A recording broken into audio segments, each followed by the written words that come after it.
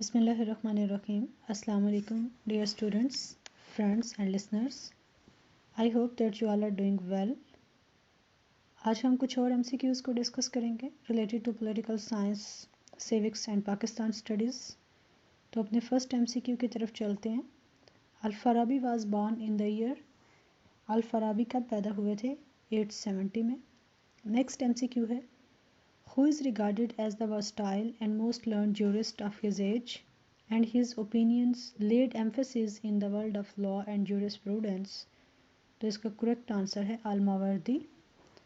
अहकामुल Sultaniya is a masterpiece of, तो ये किताब भी अल-मावर्दी की ही लिखी हुई है. To get what you love you must first be patient with what you hate. ये कोट अल-गज़ाली की है और चूंकि इससे पहले हमने इसको डिस्कस नहीं किया तो इसको आपने अच्छे से याद रखना है. Name the Muslim philosopher who started his career as a professor of law and jurisprudence at Basra and Baghdad. Al-Mawardi इसका करेक्ट आंसर है. अल्लामा इकबाल के मुताबिक वो कौन सा फॉर्म ऑफ गवर्नमेंट है जिसमें सरों को गिना करते हैं? तो ये डेमोक्रेसी है, जमहूरियत. आपको पता है कि अल्लामा इकबाल जमहूरियत के को बहुत ज़्यादा सपोर्टिव नहीं थे, वो इसको को बहुत अच्छा फॉर्म ऑफ गवर्नमेंट नहीं कंसिडर करते थे. स्पिरिट ऑफ इस्लाम किसकी लिखी हुई है? तो ये किताब सैयद अमीर अली ने लिखी हुई है. The theory of group mind, तो ग्रुप माइंड थ्योरी जो है ये इब्ने खल्दून की थ्योरी है. इब्ने खल्दून जिनको फादर ऑफ सोशियोलॉजी भी कहा जाता है, और इब्ने खल्दून का जो अस्बिया का कॉन्सेप्ट है वो भी आपने याद रखना है. इसके अलावा rise and fall of Nations का एक कॉन्सेप्ट है इब्ने खल्दून का, वो भी आपने याद रखना है. Leviathan is a book written by Thomas Hobbes. Leviathan किताब थॉमस हॉब्स ने लिखी हुई है जो कि इंग्लिश पॉलिटिकल फ़िलासफ़र हैं, और आपको पता है कि ये एक सोशल कॉन्ट्रैक्ट थिंकर भी हैं और एब्सोल्यूट सॉवरेनिटी की बात करते हैं. नेक्स्ट है the concept of general will was introduced by, तो ये फ्रेंच पॉलिटिकल फ़िलासफ़र रूसो ने इस कॉन्सेप्ट को इंट्रोड्यूस करवाया था. इसके अलावा पॉपुलर सॉवरेनिटी का कॉन्सेप्ट भी आपने रूसो का याद रखना है, और फ्रेंच रेवोल्यूशन में रूसो की जो राइटिंग्स हैं उनका कंट्रीब्यूशन भी आपने याद रखना है. नेक्स्ट है जी, the term polity is generally originally applied to, तो आपको पता है कि जो पॉलिटी फॉर्म ऑफ गवर्नमेंट है ये अरिस्टोटल की क्लासिफिकेशन के मुताबिक बेस्ट फॉर्म ऑफ गवर्नमेंट है, और इसके अपोजिट जो वर्स्ट फॉर्म ऑफ गवर्नमेंट है आप ये कह लें कि पॉलिटी के जो डिविएंट फॉर्म है वो डेमोक्रेसी है. लेकिन प्रेजेंट पीरियड में जो बेस्ट फॉर्म ऑफ गवर्नमेंट है और जो most popular form of government है वो डेमोक्रेसी बन चुका है. यानी इस वक्त जो डेमोक्रेसी है वो पॉलिटी की सारी कैरेक्टरिस्टिक्स को ओन कर रही है. तो ये जो टर्म है polity, it was originally applied to Greek city states. Next है वेल्थ ऑफ नेशंस, तो वेल्थ ऑफ नेशंस जो बुक है that was written by Adam Smith. And next is Bolshevik revolution took place in USSR. Bolshevik revolution 1917 में आया, यानी जो इनकलाब है USSR में जिसके नतीजे में USSR बना 1922 में. USSR क्या है? Union of Soviet socialist republics. और ये कितनी रिपब्लिक्स का यूनियन था? 15 रिपब्लिक्स का यूनियन था जो कि 1922 में इस्टेब्लिश हुआ, और दिसंबर 1991 तक ये यूनियन कायम रहा और उसके बाद डिसइंटीग्रेट हो गया. बॉल्शविक रेवोल्यूशन किसकी सरकर्दगी में और सुपरविजन में आया? तो ये हैं व्लादिमीर लेनिन, और जो कि कार्ल मार्क्स की आइडियोलॉजी से बहुत ज़्यादा इन्फ्लुएंस्ड थे. Socrates says that all that the soul endures if directed by dash ends happiness, तो ये है wisdom. द प्रिंस, ये बुक किसने लिखी हुई है? तो ये निकोलो मैकियावेली ने लिखी हुई है. ये इटालियन पॉलिटिकल फ़िलासफ़र हैं. आपको पता है कि इनका पॉइंट ऑफ व्यू ये था कि पार इट्सेल्फ एक जस्टिफाइड फिनोमिना है, और इनका ये मानना था कि पार का और पॉलिटिक्स का रिलीजन और एथिक्स के साथ कोई लेना देना नहीं है. Who is called the head of the state in A parliamentary form of government. आपको पता है कि पार्लियामेंट्री फॉर्म ऑफ गवर्नमेंट और प्रेसिडेंशियल फॉर्म ऑफ गवर्नमेंट, इन दोनों फॉर्म्स ऑफ गवर्नमेंट को हम डिफ्रेंशिएट करते हैं on the principle of separation of powers. और सेपरेशन ऑफ पावर्स प्रिंसिपल के ऊपर पूरी वीडियो मौजूद है, वो भी आप देख सकते हैं. पार्लियामेंट्री फॉर्म ऑफ गवर्नमेंट के अंदर जो हेड ऑफ़ द स्टेट और हेड ऑफ़ द गवर्नमेंट हैं they both are the different institutions. लेकिन प्रेसिडेंशियल फॉर्म ऑफ गवर्नमेंट में ऐसा नहीं होता, वहाँ पर हेड ऑफ़ द स्टेट और हेड ऑफ़ द गवर्नमेंट एक इंस्टीट्यूशन होता है लाइक प्रेसिडेंट, और यहाँ पर जो पार्लियामेंट्री फॉर्म ऑफ गवर्नमेंट है उसमें president head of the state है और prime minister head of the government है. Written constitution is an essential feature of which form of government. तो ये एक फेडरेशन का, एक फेडरल फॉर्म ऑफ गवर्नमेंट का एक इसेंशियल फीचर है, क्योंकि फेडरेशन की या फेडरल फॉर्म ऑफ गवर्नमेंट की अगर आप डेफिनेशन देखें तो उसका मतलब ये है कि power arrangement according to a written constitution. Which element is called the spiritual element of state. तो आपको पता है कि एक स्टेट के 4 एलिमेंट्स होते हैं, population, government, sovereignty and territory.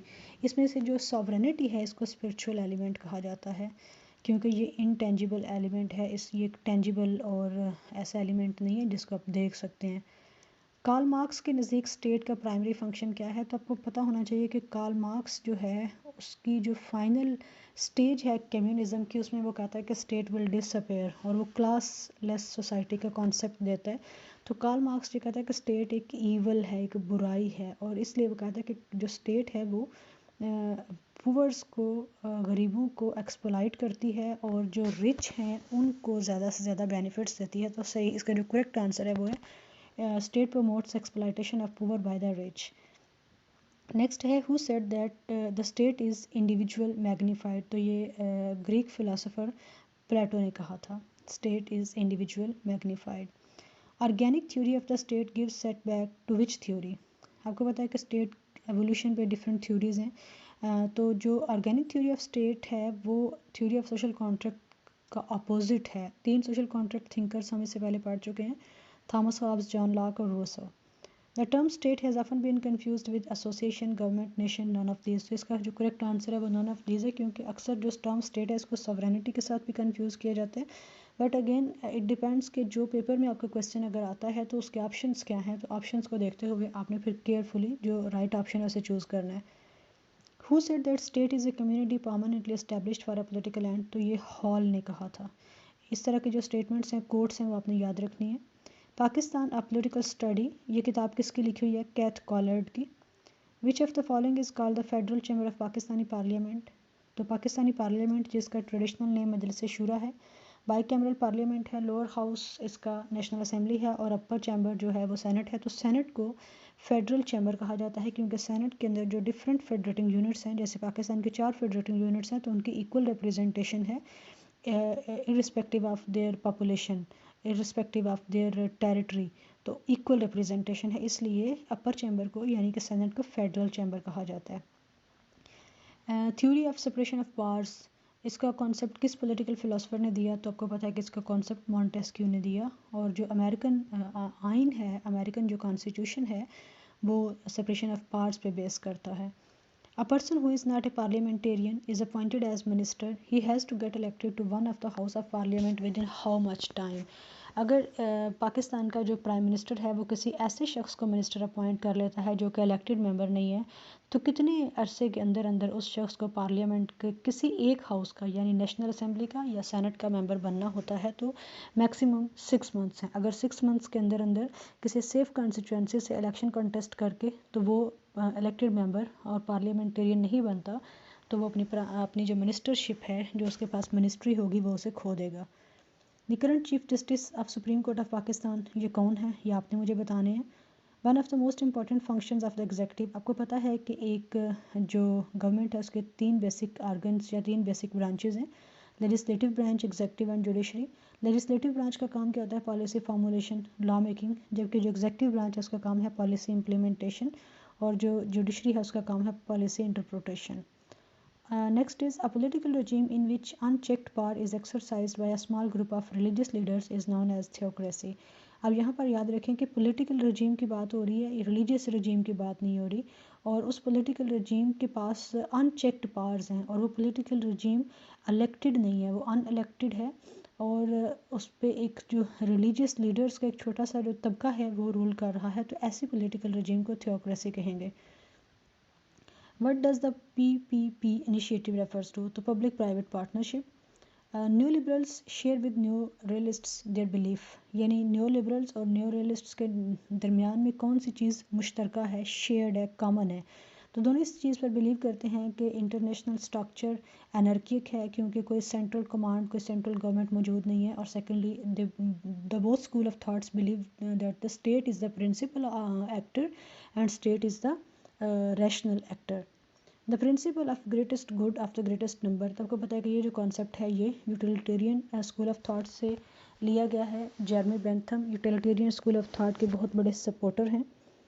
Next है जी, which of the following is not closely associated with liberalism, तो इसमें 3 नाम हैं, लास्की, मैकाइवर, बेंथम, तो ये तीनों नाम नहीं है, तो नन ऑफ दीज आएगा। The pluralist theory views power as, तो जो प्लूरलिस्ट स्कूल ऑफ थॉट है वो पावर को रिलेशनल टर्म्स में देखता है, जबकि इसके अपोजिट अगर हम मोनिस्टिक स्कूल की बात करें तो उनके नज़दीक पावर जो है वो एक एब्सोल्यूट फिनोमिना है, वो इसको रिलेशनल सेंस में नहीं अंडरस्टैंड करते। Fascist movement first of all developed in, तो आपको पता है कि ये मुसोलिनी इटली के जो हिटलर रूलर था, उसने इटली में ये जो मूवमेंट है ये डेवलप हुई सबसे पहले। Lenin contributed to Marxism by, तो ये 3 ऑप्शंस हैं, तीनों में से कोई ऑप्शन नहीं आएगा, क्योंकि जो लेनिन है उसका कंट्रीब्यूशन मार्क्सिज्म में ये है कि उसने इस जो अप्रोच थी, जो आइडियोलॉजी थी कार्ल मार्क्स की, उसको प्रैक्टिकली इम्प्लीमेंट किया, यानी उस आइडियोलॉजी के बेस पे उसने एक इनकलाब बर्पा किया, यानी थ्योरी से उसने उसको प्रैक्टिस तक पहुंचाया, यूँ में से कि उसने उसको फॉर्मेटिव फेज तक पहुंचाया। The ways labour and the capital, ये जो किताब है ये कार्ल मार्क्स की लिखी हुई है। Fascists wish to establish the leadership of one leader, इसमें जो प्रोलेटेरिएट टर्म है ये कार्ल मार्क्स ने यूज़ की थी लेबर क्लास के लिए, तो जो फैशिस्ट्स थे वो लेबर क्लास की गवर्नमेंट कायम नहीं करना चाहते थे, बल्कि वो एक सिंगल लीडर की गवर्नमेंट एस्टेब्लिश करना चाहते थे, जो कि मुसोलिनी था। उसके बाद है कि 1962 का जो कॉन्स्टिट्यूशन है, कॉन्स्टिट्यूशन गुजरा है पाकिस्तान की पॉलिटिकल हिस्ट्री में, उसके कितने आर्टिकल्स हैं, तो 250 थे। अभी तक आपको पता है कि 3 कॉन्स्टिट्यूशंस हैं गुजरे हैं, एक 56 का, एक 62 का और एक 73 का, और जो 73 का कॉन्स्टिट्यूशन है वो वर्किंग कॉन्स्टिट्यूशन है, फंक्शनल कॉन्स्टिट्यूशन है इस वक्त पाकिस्तान में। तो 73 के कॉन्स्टिट्यूशन में जो 8th अमेंडमेंट थी वो 1985 में की गई जनरल ज़ियाउल हक के पीरियड में। एंड नेक्स्ट क्वेश्चन ये है कि शिमला डेलीगेशन 1906 इसको किसने लीड किया, तो आपको पता है कि सर आगा खान 3 ने इसको लीड किया। 35 मेंबर्स पे मुश्तमिल ये एक डेलीगेशन था, जो कि शिमला के मुकाम पे उस वक़्त के जो लॉर्ड थे, यानी सॉरी जो वाइस राय थे लॉर्ड मिंटो, उनको मिलने के लिए गया था, और इसके बाद ही ऑल इंडिया मुस्लिम लीग की का क़याम आया, और इसके बाद जो 1909 में रिफॉर्म्स आई, जो कॉन्स्टिट्यूशनल रिफॉर्म्स आई, उसमें सेपरेट इलेक्टोरेट की जो डिमांड है उसको एक्सेप्ट कर लिया गया। नेक्स्ट है कि Pakistan exploded the first nuclear bomb, यानी पाकिस्तान ने जो पहले न्यूक्लियर बॉम्ब का तजुर्बा किया वो 28 मई 1998, जिसको यौम तकबीर के नाम से हम सेलिब्रेट भी करते हैं। करंट कॉन्स्टिट्यूशन पाकिस्तान का कौन सा है, 1973 का। नेक्स्ट क्वेश्चन ये है कि किस अमेंडमेंट के ज़रिए से पाकिस्तान में मिलिट्री कोर्ट्स इस्टेब्लिश की गई, तो ये 21st अमेंडमेंट के ज़रिए से कायम की गई APS इंसिडेंट के बाद से। Who is the current foreign minister of Pakistan, तो पाकिस्तान के इस वक्त जो वज़ीर ख़ारजा हैं वो शाह महमूद कुरैशी हैं। बेसिक डेमोक्रेसीज़ का सिस्टम पाकिस्तान में किसने इंट्रोड्यूस करवाया था, तो ये आपको पता होना चाहिए कि किसने करवाया था। यहाँ पर 3 नाम मेंशन हैं, जनरल याहिया खान, जनरल ज़ियाउल हक, जुल्फ़िकार अली भुट्टो। नो, ये कौन थे, general Ayub Khan. The author of the book the end of history and the last man, तो ये आपको पता है फ्रांसिस फुकुयामा है। क्यूबन मिसाइल क्राइसिस ये एक कोल्ड वार पीरियड का इवेंट है USA और USSR के दरमियान, तो ये 62 में हुआ था, और उसके बाद NPT साइन की गई नॉन प्रोलिफरेशन ट्रीटी, तो 68 में। और USSR की डिसइंटीग्रेशन कब हुई, यानी USSR टूटा कब, या ये भी हो सकता है कि कोल्ड वार पीरियड कब ख़त्म हुआ, दिसंबर 1991 में। Rise and fall of the great powers, ये किताब किसकी लिखी हुई है, तो ये पॉल कैनेडी की लिखी हुई है। जो UN के प्रेजेंट सेक्रेटरी जनरल हैं वो किस कंट्री से बिलोंग करते हैं, पुर्तगाल से बिलोंग करते हैं। फ्रेंच रेवोल्यूशन कब आया, 1789 में रूसो की डेथ के बाद। ट्रीटी ऑफ वेस्टफिलिया ट्रीटी कब साइन हुई, 1648 में। उसके बाद है कि जो फेडरल फॉर्म ऑफ गवर्नमेंट है उसमें लोकल गवर्नमेंट्स अपनी पावर्स कहाँ से लेती हैं, तो कॉन्स्टिट्यूशन से। क्यों, क्योंकि फेडरल फॉर्म ऑफ गवर्नमेंट एक कॉन्स्टिट्यूशनल अरेंजमेंट है of the division of powers among the different layers of the government. Devolution power plan Pakistan में किसने दिया, आपको पता है कि जनरल परवेज़ मुशर्रफ ने दिया। और 73 का जो कॉन्स्टिट्यूशन है उसका कौन सा आर्टिकल लोकल गवर्नमेंट से डील करता है, आर्टिकल 140A। नेक्स्ट है the local government is accountable to the central और state governments within the limits prescribed by the statute, yes. Local government accountable होती है सेंट्रल या जो प्रोविंशियल गवर्नमेंट्स है, लेकिन सिर्फ उस हद तक और उन्हीं मामलात में जो कि उस जिस स्टैचूट के नतीजे में लोकल गवर्नमेंट को कायम किया गया है, जो जिस हद तक उसकी अकाउंटेबिलिटी उसमें मेंशन की गई है, सिर्फ उसी हद तक। Who is called the father of the concept of two nation theory, तो ये सर सैयद अहमद खान को कहा जाता है। सब कॉन्टिनेंट के फर्स्ट मुस्लिम रूलर कौन थे? You all know, Qutbuddin Aibak. उसके बाद है कि पाकिस्तान में फ़र्स्ट मार्शल लॉ कब इम्पोज हुआ? 1959 में जनरल अयूब खान ने किया। 69 तक अयूब खान ने रूल किया और उसके बाद उन्होंने रिज़ाइन कर दिया। अयूब खान के पीरियड में आपको जो ताशकंद डिक्लेरेशन है वो भी याद रखनी है। उर्दू हिंदी कंट्रोवर्सी शुरू कब हुई? 1867 में। जो पाकिस्तान की पहली कानून साज असम्बली थी, जो फर्स्ट कॉन्स्टिट्यूएंट असम्बली थी, उसके ओरिजिनल मेंबर्स कितने थे? तो वो 69 थे, बाद में 79 हो गए। हदूद आर्डिनेंस पाकिस्तान में किसने इंट्रोड्यूस करवाया? यू ऑल नो कि ये जनरल ज़ियाउल हक पीरियड में इंट्रोड्यूस हुआ। जनरल ज़ियाउल हक की जो इस्लामाइजेशन है, we all know that it's very famous. Pakistan के सेकंड गवर्नर जनरल कौन थे? तो आपको पता पाकिस्तान में 4 गवर्नर जनरल गुजरे हैं। पहले गवर्नर जनरल ख्वाजा आज़म मोहम्मद अली जिन्ना थे, दूसरे गवर्नर जनरल ख्वाजा नाज़िमुद्दीन थे, तीसरे मलिक ग़ुलाम मोहम्मद थे और चौथे सिकंदर मिर्ज़ा थे। और सिकंदर मिर्ज़ा गवर्नर जनरल थे जब पाकिस्तान का जो फर्स्ट कॉन्स्टिट्यूशन है यानी 1956 का कॉन्स्टिट्यूशन जब वो उसको यू में से कि दैट वाज एनफोर्स्ड, तो उस वक़्त जो गवर्नर जनरल का ऑफिस है ये ख़त्म कर दिया गया और प्रेसिडेंसी और प्रेसिडेंट का जो ऑफिस है वो इंट्रोड्यूस करवा दिया गया। तो इस तरह से जो लास्ट गवर्नर जनरल थे सिकंदर मिर्ज़ा, वही पहले प्रेसिडेंट ऑफ पाकिस्तान भी बने। तो फर्स्ट प्रेसिडेंट ऑफ पाकिस्तान भी सिकंदर मिर्ज़ा हैं और लास्ट जो गवर्नर जनरल हैं वो भी सिकंदर मिर्ज़ा हैं। और फर्स्ट गवर्नर जनरल कौन है? वो हैं क़ायद आज़म। और फर्स्ट जो प्राइम मिनिस्टर थे वो लियाकत अली ख़ान थे। और सेकंड गवर्नर जनरल कौन थे? सर ख्वाजा नाज़िमुद्दीन। और जब लियाकत अली ख़ान की असैसिनेशन होती है और उसके बाद ख्वाजा नाज़िमुद्दीन फिर प्राइम मिनिस्टर बन जाते हैं और मलिक ग़ुलाम मोहम्मद गवर्नर जनरल बन जाते हैं। तो ये कुछ MCQs आज हमने किए हैं। अगरचे काफ़ी दिनों के बाद मैं MCQs की वीडियो अपलोड कर रही हूँ, but I hope that you all have enjoyed this video. और आपको अगर कोई भी क्वेश्चन हो, कभी क्वेरी हो, तो आप कमेंट सेक्शन में पूछ सकते हैं। Thank you so much for watching. Take care. अल्लाह हाफ़िज़।